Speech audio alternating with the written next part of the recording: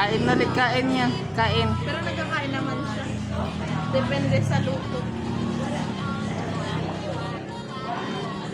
Astig ba yung patatas na ginahalo-haluan ng mga cheese? Na? Masarap kayo. Patatas ba? Nalagyan ng Patatas. cheese? Oo, galaga. Kasi ba fried?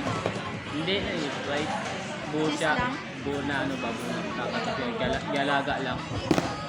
Ay, yung sa TV, yung nilalagyan ng mga kung ano-ano, ng cheese, ng karne.